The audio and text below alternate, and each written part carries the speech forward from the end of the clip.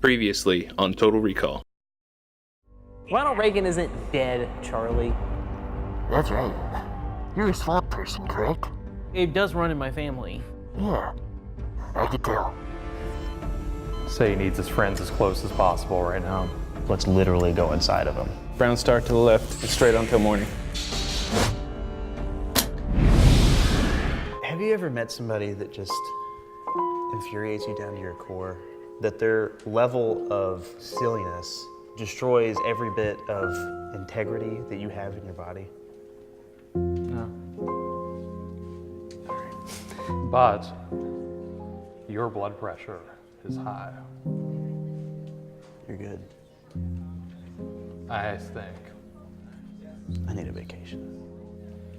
Doctor's orders.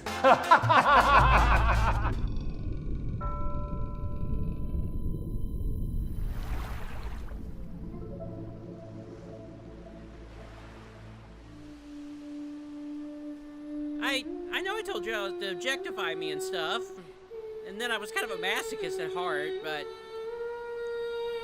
Well, the John Carter of Mars costume doesn't really fulfill my wildest fantasies. Yes, Charlie. Wear that John Carter outfit. Be my little princess of Mars. I just wasn't really into that kind of stuff. I kinda go a lot of different ways, you know? Sometimes you jacket to a girl turning into a dolphin, and then other times you jacket to a girl getting flattened by a big-ass boulder, like in a Looney Tunes cartoon. Okay, let's do it. Jeez, I don't know about this, Mr. Reagan. I mean, Charlie, you stupid son of a bitch. Listen to your grandpa. You gotta go to the other Mets clan, okay? You gotta get their fucking Metsicles. Pull them out of their pants. Take those hairy sons of bitches and shove them up your ass. That's the only way you're gonna become the Swamp King.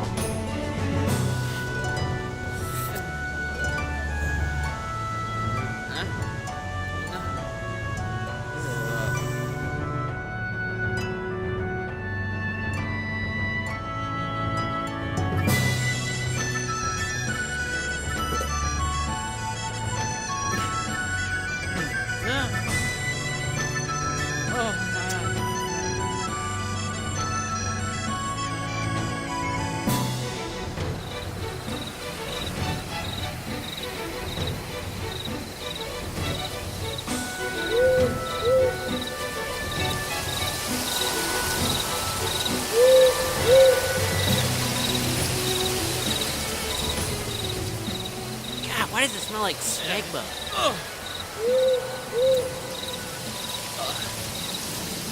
Yep. Now you go get that natty blind there.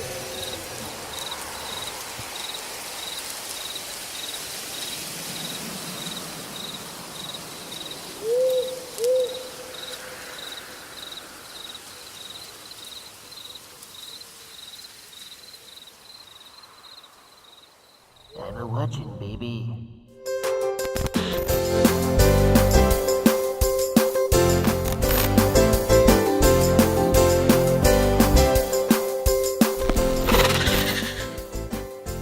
So, Hammer talk. mummy talk. Oh. Like AC/DC said. Come on. Listen to the mummy. Listen to the mummy talk. Wow. Question number one. Who the hell's stars in this movie? Brendan Fraser. Brendan Fraser. Maria Bello, who is replacing Rachel Weisz, who was in the first two Mummy films.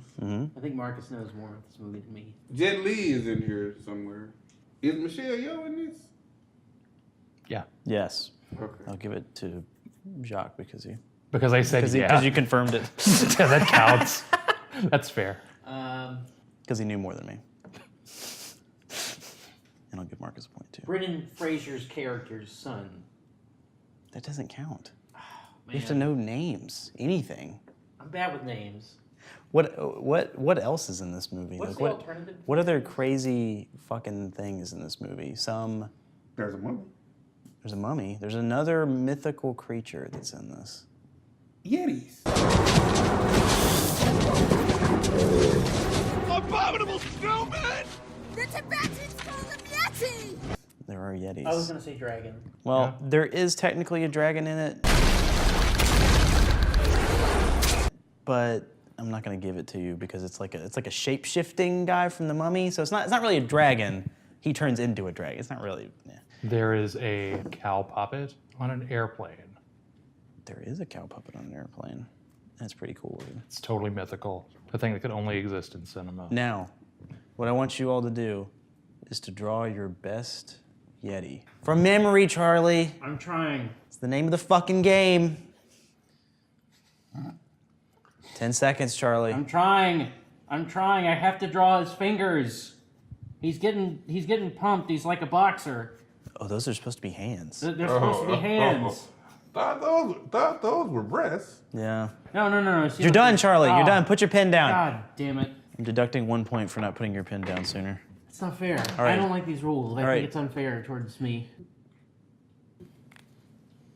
Oh, hi. Yeah. Oh, go ahead. Whenever I you're think I'm ready. done. Just hold it up and tell us about your Yeti. Blah. It's the Yeti.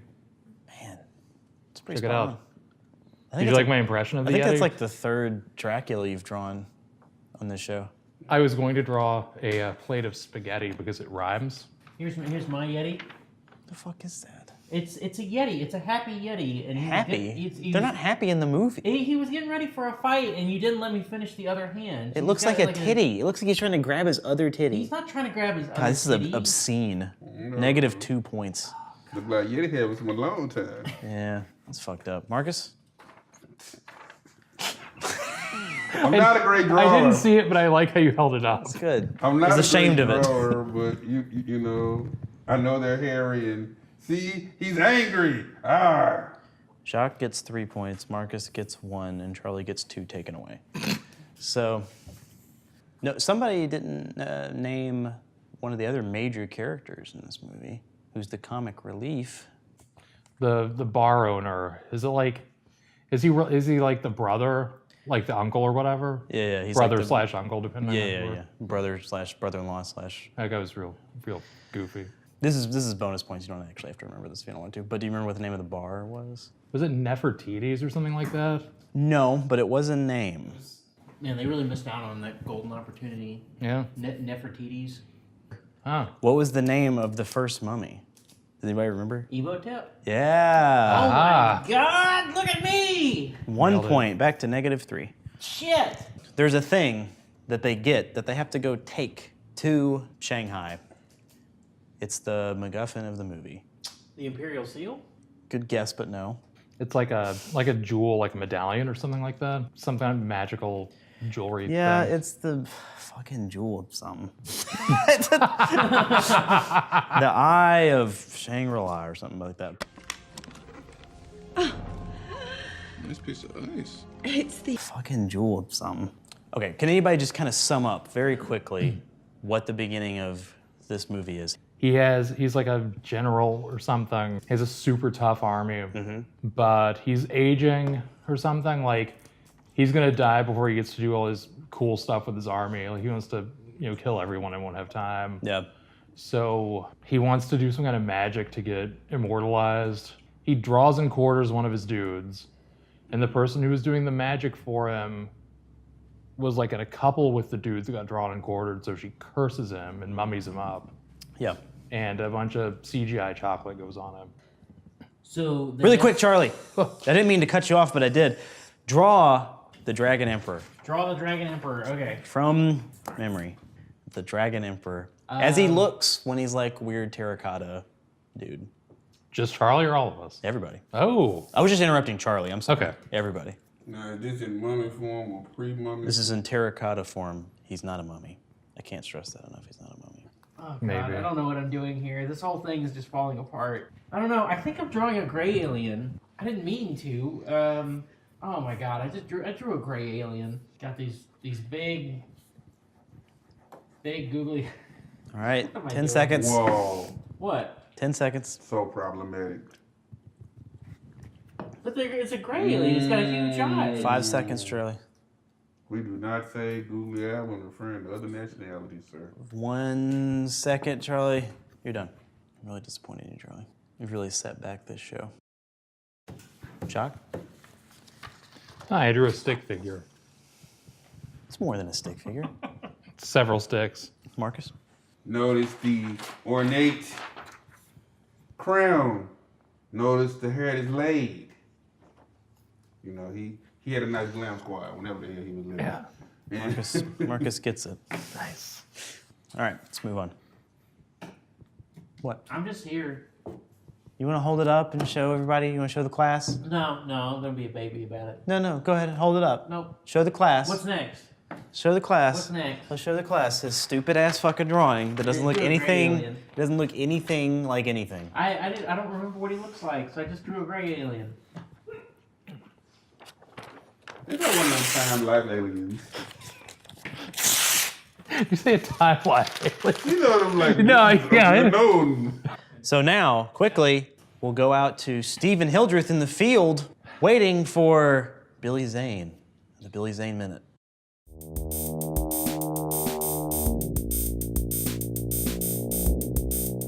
That's right, Chad. We trailed Zane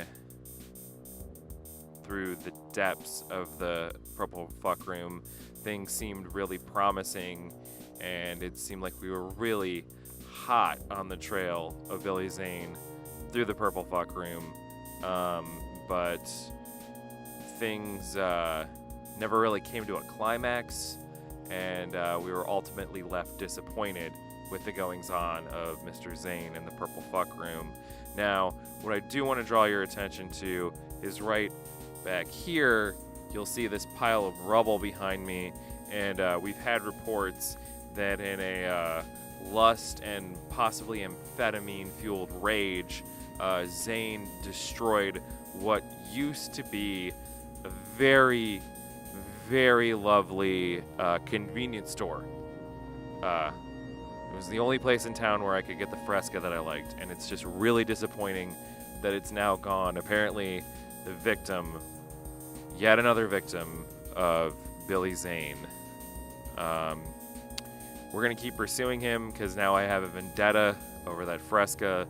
So for this Billy Zane minute, I'm whoever the fuck I am signing off.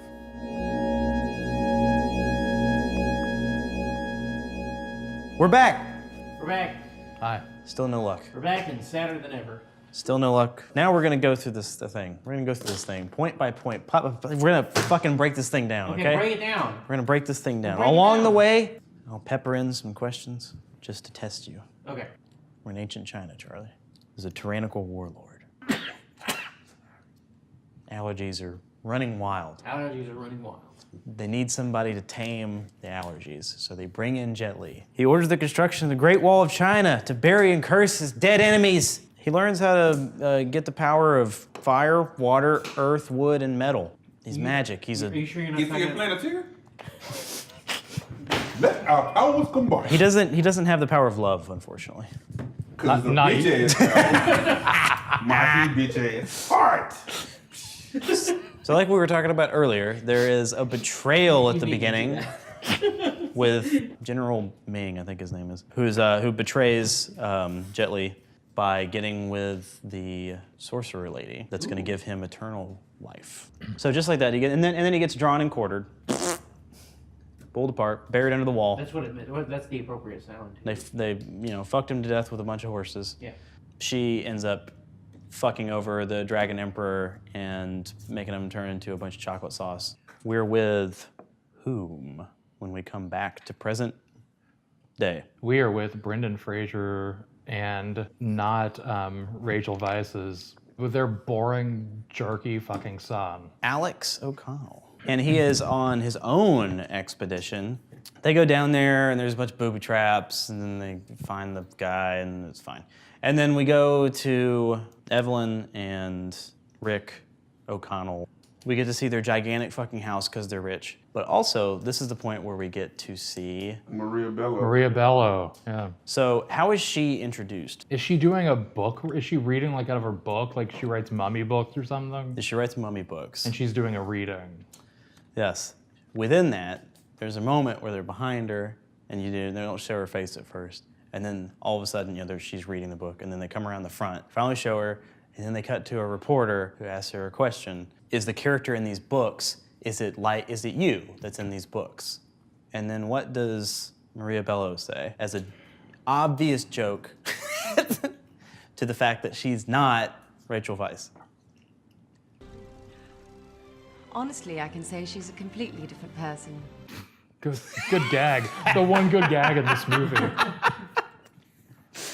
Did she bellow it out? No. You know what Somebody. Oh, Oh, damn it. Thank you, Marcus. Damn it. Yes, morale has been raised. It was a well-placed point. I'm gonna let him rock. That was the stuff. Basically, the next fucking thing that happens is you realize that their life's boring and all that shit, and it's all garbage. And then, Yeah, it sucks to be rich. Yeah. What a drag. Whatever drag. And because they want to be out adventuring. And then they get a fucking job to go take this stupid eye to Shanghai. You're breezing past something really important that happens. What is that? There are two different scenes set in their house, whereas like a sting, a record that's playing slows down and stops. Like a needle getting pulled off a record. I don't even remember that. That jumped out at me. I think it was early when they were tooling around their giant house. Yeah, like one scene where she's trying to talk to him and he's asleep or something. Well, that's the gag. The gag is she comes in and she's trying to talk to him about like how they need to like go out and do shit again or whatever. And he's like turned facing the other way, and then the record's playing, and then the record stops. And that happens another time too. They liked that gag so much with the record, they did it twice. But I'm going to sit at that typewriter until something exciting comes out. And I liked it so much I remembered it. There he goes. We exasperated him right off the set. So they go to Shanghai. Then we learn that there's what's his name? Their brother-in-law, Jonathan. Yeah. John has opened Imhotep, the bar in Shanghai. And this is where Alex is hanging out. Like that John dude's like a comic relief character in a movie that's nothing but comic relief. So then they get to the museum where all the emperor is right now, his tomb, which is on the back of a horse-drawn carriage. Love interest in this is also trying to kill Alex in the beginning to keep him from getting into the tomb, another classic mummy thing. Yeah. And he finds her, and then they have some witty banter as suddenly this evil general from a rogue Chinese military faction comes in and is trying to free the Dragon Emperor. And so he takes Brendan Fraser and Evelyn hostage. Something tells me this movie might have been made in China. How is he going to revive the Dragon Emperor? He's gonna swoop that snake jewel they brought over. Snake jewel. It's got like restorative power, like resurrects, like it's eternal life kind of thing, right? Yeah, it's Something like that. Yeah, it's water from the pool of eternal life or whatever in Shangri-La. Okay, all right. They have to like get the blood of Evelyn because she's like pure of heart or some shit. Something that you would think would be like at the end of a movie. Also a movie made in 2008, they were talking about the blood of someone who's pure of heart. Yeah. Makes me think of Waterboy. Mm-hmm. Does that mean she's a virgin? No, definitely not. She has a kid. Although, Evie?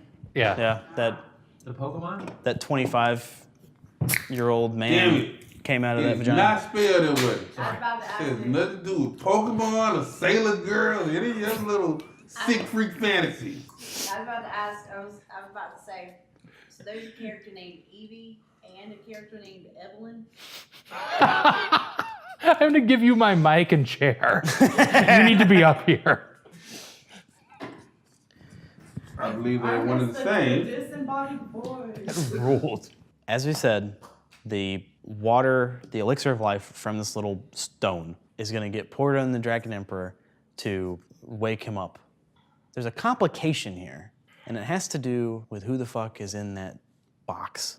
Someone's on the box. Yeah, On the but side who of is the- it? Is it Rachel Weisz? This is a very This is a very unnecessary detail they decided to throw in here. The general guy is about to pour the water in there. He gets knocked over. Yeah. And when he gets knocked over, the shit happens to like go and hit the guy Yeah, who's, like, who's they've got holding the the- reins to the chariot. Yeah. That ends up being to try. If they had put it on the other guy, they would have just woken up a eunuch. It's not him. This is a eunuch. It's a decoy. Also, the last time we saw him, you know, when he was dripping in Nesquik, he was doing this because he was like writhing in pain from this horrible shit that was coming out of his mouth. Yeah. So how the fuck is he doing this now? Because all his dudes were like melting and shit. Yeah, like everybody in his army melted and turned into those terracotta soldiers. It was a real like Devil's Reign scenario. It sounds like there's a lot going on. There's a huge drag in the beginning. Boring as fuck. Yeah. All this shit is happening, and it's a snooze. But all that shit that I just described, like where they get to the museum and they find the Dragon Emperor, that's like the last 5 minutes of what I was just describing. The previous 45 minutes is just this boring shit of them being at that house and like... They were trying to drive home the point of, they're so far removed from their adventurous days. Yeah. So instead now we have a giant car chase, which is the rest of the movie basically is a fucking car chase. Which doesn't have to be a bad thing, but it is. Somehow it is. Somehow it is. I don't remember a car chase. Oh, there's a giant car chase scene here. There was like an ice temple or something? Well, actually, it's a chariot/car chase. I just don't remember. I remember an ice temple. The only cool thing I liked about that was that, like, when he would emote more, it would, like, his face would kind of break up. Yeah. And then he would have to, like, reform his face, and he would go back to being, like, you know, like, stoic. That's the one thing that happens during that car chariot chase that's kind of funny is he throws a part of his face at somebody. Yeah. Like, that's a good gag. Like, I laughed at that. So he was like Holiday Heart, he had to put his face on. Mm-hmm. Put my face on. Basically, they're just like, we need to go to find Shangri-La. But there's a thing that shows you the way to Shangri-La, and they have to get there. There's like this stupid place they have to go. What is it? Not Charlie. What? Damn it. I think Charlie had this one on lock, too. Hey, guys. It was an ice temple. Yep. Wait, are you serious? So they go to this ice temple. Are you serious? And there's a giant spire up at the top, and they have to put the stone up there, and it'll point the way to Shangri-La. Totally unlike Raiders of the Lost Ark. Nothing like it. They have to recruit the help of that guy, Braff Branigan. Mad Dog McGuire? So he's another comic relief character. They go up to this ice temple. Thank you, Jacques, for pointing that out. And on the way up, the son and dad are like comparing dick sizes basically with their guns. It's not a bad size, Dad. It's a bad stamina. You want power? That didn't need to be in this movie. Yeah. What it's really all about is just having enough ammunition. Having ammunition? What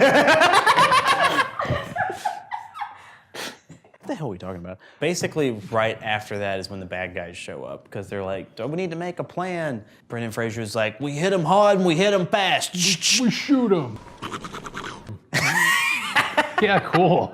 So big stupid altar, got to put the eye up there. The guys are like struggling to get up there, and so the backup plan is to get Jonathan to just blow up the whole thing. Plan B. You go upstairs, you blow up that gold tower thing. Yeah. So then he can't put the thing up there, and Raiders of the Lost Ark is way the fuck over to Shangri-La. And a bunch of like the soldiers die just because it's cool to have a fight scene. What ends up happening is the like Dragon Emperor guy just like walks up and then just like pushing people out of the way, and he just walks up there. He's and just like icing folks. He also just like ices the fuse. Yeah. And so it just doesn't, nothing blows up. Power. And then at one point, Brendan Fraser's like trying to like run up there, but then all Jet Li does is he just it's not Jet Li. It's like all CGI. He just like touches the altar and then just like makes some ice go down there, and he like comically slips off of the thing. Like he's not trying to kill anybody. He's just like, get out of the way. He's pretty benign. Yeah. I mean, he has the power of all that shit that I said. Yeah. He's got the power of wood, for fuck's sake. Yeah, he could build a house around them, then use ice to crush the house. They're very close. He's very close to putting that dumb eye up on that stupid thing. What miraculously happens? Somebody who's been absent from this entire fight shows up and starts screaming. It doesn't even matter who says it, but something. I think happens something because of really it. stupid happens. Something here. very dumb. A bunch of CGI Yetis swoop in. Yep. Yeah, it's the love interest. She's been completely absent throughout this entire section. Now, isn't there a part where, like, a Yeti hits another Yeti and does the... Yes! Oh my God. Marcus, I was gonna ask about that he later. He kicks a soldier over a gate. No, that's incredible that you actually remember that. Yeah, oh my God. You get 5 points for remembering that offhand. I want to give Marcus the game for remembering that because that's bonkers. I was gonna point that out. It's already nuts, okay? Bullshit that these Yetis have showed up at all. And then one of them like takes a guy, holds him up like this, punts him, goes over the archway like ding, and hits something, and then the Yeti turns back to the other Yeti and goes,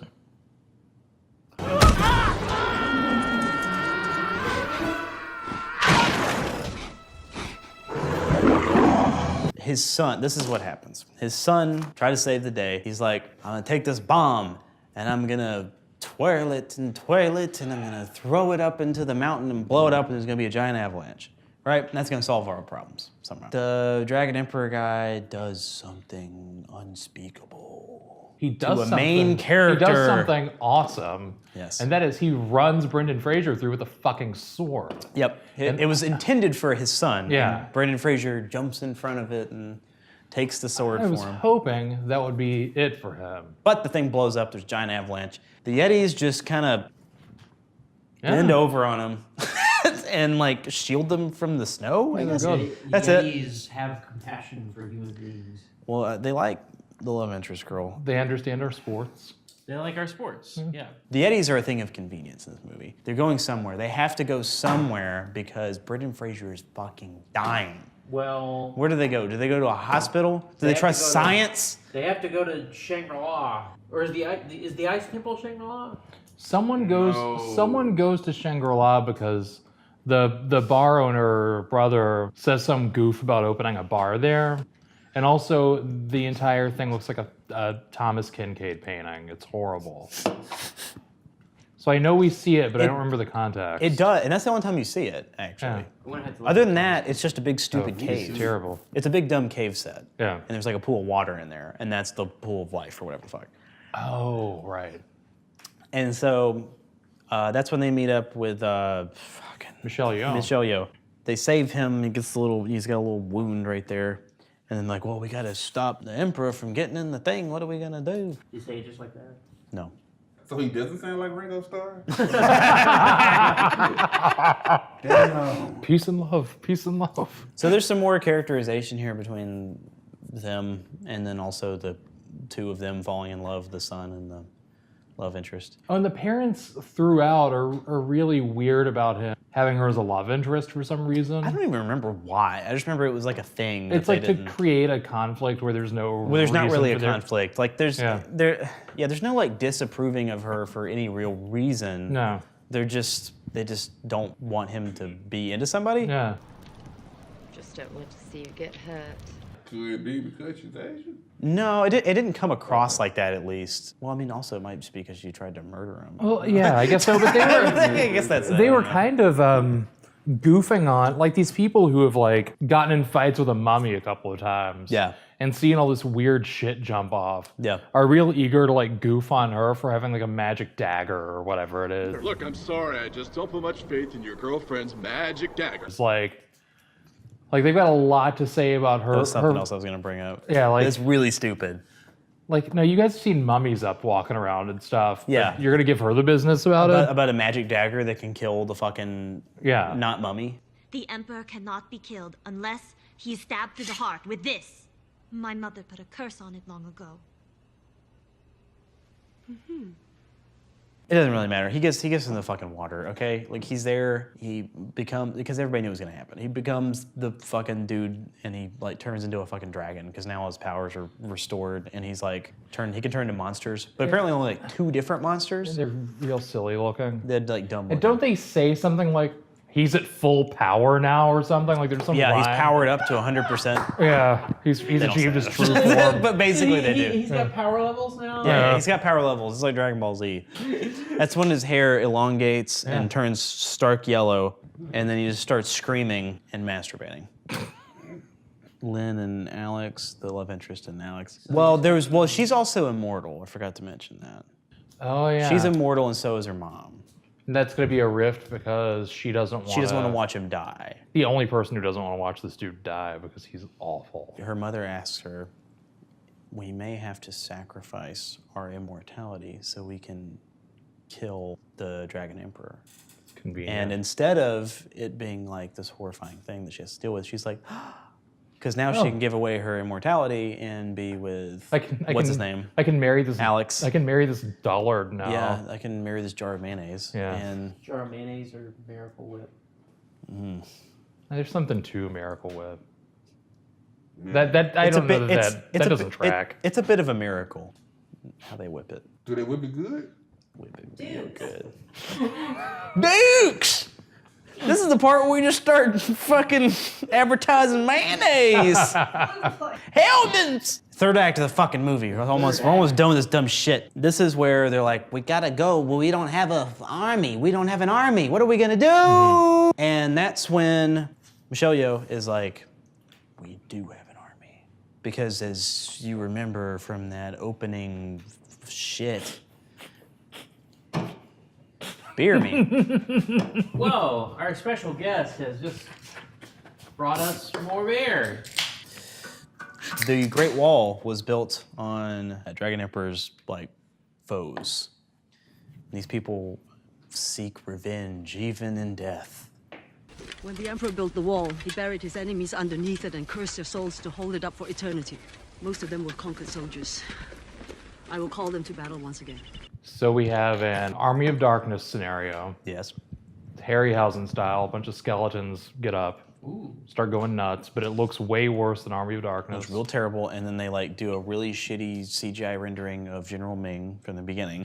For a movie with zero mummy content in it. No mummies. There's a lot of dialogue from Brendan Fraser and his cohorts about how much they hate mummies. Yeah, they keep talking about how much they don't like mummies.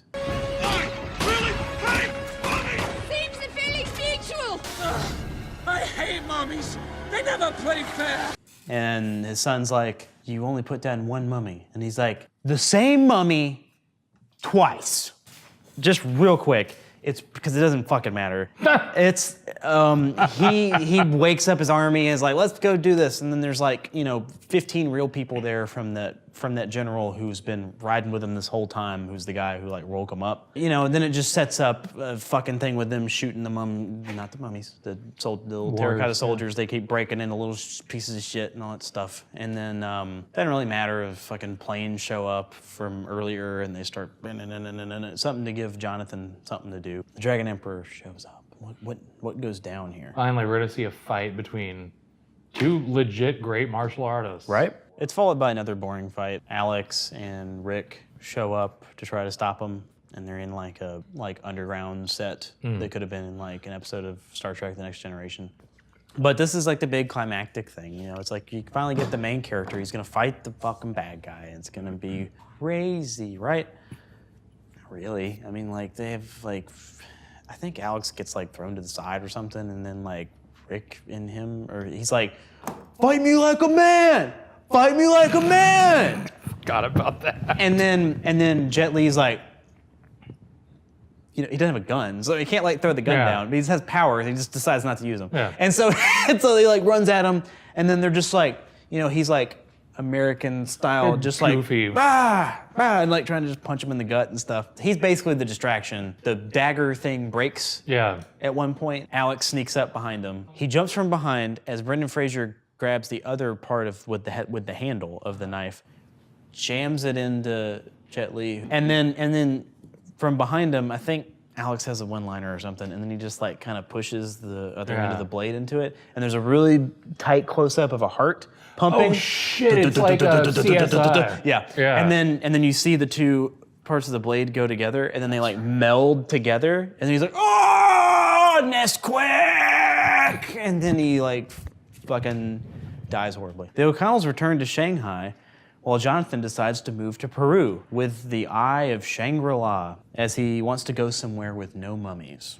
And then it freeze frames as his car is driving away, and it says, as soon as he got there, it was revealed that mummies were discovered in Peru. just text on the screen. Does anybody have any clue why Rachel Weisz wasn't in this movie? I'm gonna assume she read the script. Rob Cohen, the guy who directed the movie, claims that it was because she didn't want to portray someone with a 21-year-old son. But then she came out right after that and said, I just didn't like the script. Oh, good call. Yeah. Apparently, the traps inside of the tomb at the beginning of the movie are based in reality. Ooh. They're these crazy crossbow traps that are actually in a tomb in China. They had to like navigate for like months or something to try to like not die while going into this tomb. That's really cool. Yeah, so that's actually based on a real thing. I'm a little surprised by that. Yeah, that's neat. Yeah. I thought it was based on the Indiana Jones movies. It's actually really cool that somebody did some research and stuff. Apparently, they did do a lot of research for this movie. Jacques. Yes. What awards would you award this award-winning movie? Now, what award would you give I it? would give this movie the honorary Indiana Jones but Charmless award, because it was trying really hard to have that kind of irreverent, like rollicking, Indiana Jones thing going on, but all the gags were just excruciatingly awful. The writing was embarrassing, and none of the characters had any charm to them, really. Charlie, what award would you give this movie? The Leonard Maltin's most on-screen Yeti Award. Doesn't even make any sense, but I'll take it. I have two awards I would like to give. Excellent. All right. The John Wayne. Look, it's white people saving the day again. For the bullshit ass finale. And then, and I'm gonna name this one after comic book creator Joe Quesada, because when they annoyed Spider-Man and Mary Jane marriage, he was like, I don't have to explain it. It's magic. So my I don't have to explain it, it's movie magic moment is when the Yeti kicks the guy and does a goal. How the fuck the Yetis know about football? How the fuck the Yetis see football? Did the Yetis have TV? Did the Yetis know what's going over the news wire? No. That shit's funny. Anyway. They could have a whole Yeti news network. Why ain't it? Where they find out about football news. Well, look. Yeah. But the Yeti newscast. But the Yeti newscast is like, if it says 94 the news guy. Yeti News Network here. There's an awesome conflagration outside the Great Wall. Big kerfuffle. Oh my god.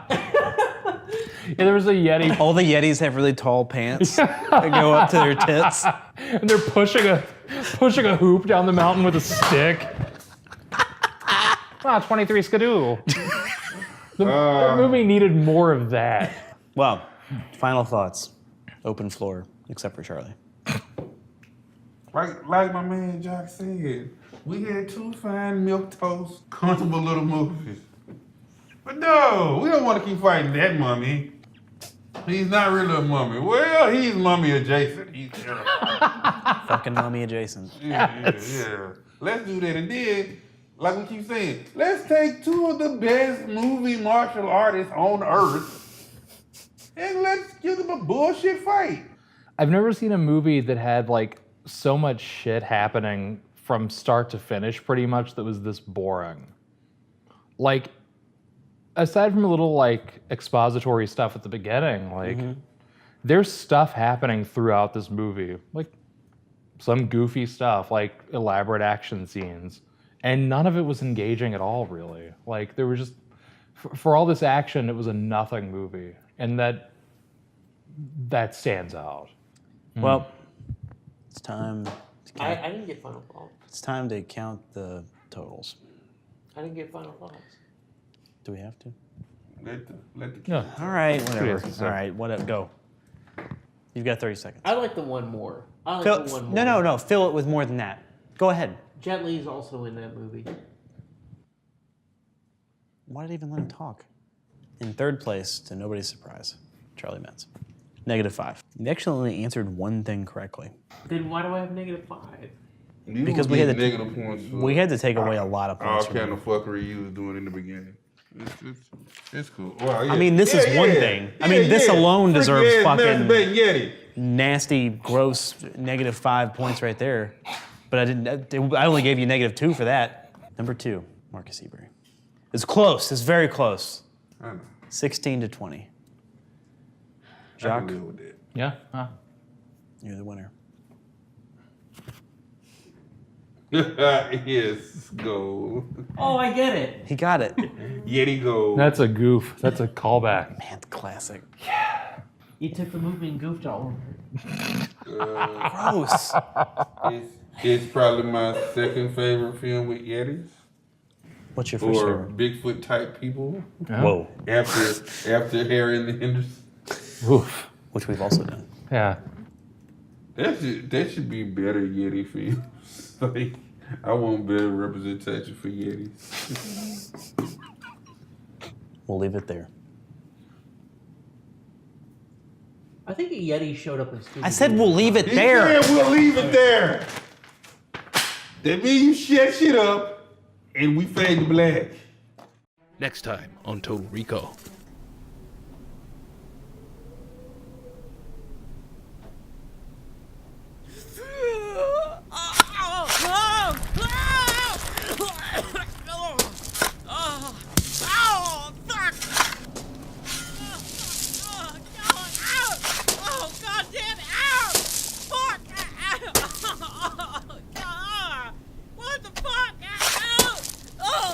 Alright, now let me just ask you this. Have you ever seen an octogenarian dead man bury a live person before? You're pretty weak, Charlie. I overpowered you, now I'm burying you to death, for Christ's sake. But don't worry about that. I'm getting ahead of myself. Charlie, look how beautiful it is out here. Look at the trees. Look at the birds. Look at the fucking dirt in your eye, god damn it. Alright, Charlie. Alright, here we go. No need to fuss, no need to worry. It's no must. No need to hurry. Charlie, it's time for me to tell you that I don't give a fuck what happens to you, okay?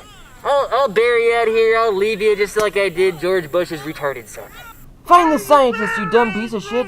Find him and kill him.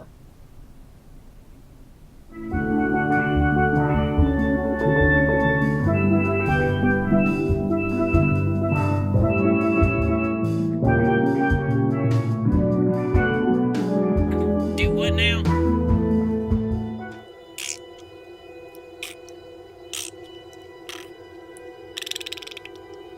Do what now? I don't know. Fart. Boogada boogada boogada shoo. Boogada boogada boogada poo. Boogada boogada boogada poo. Whoop at the poo.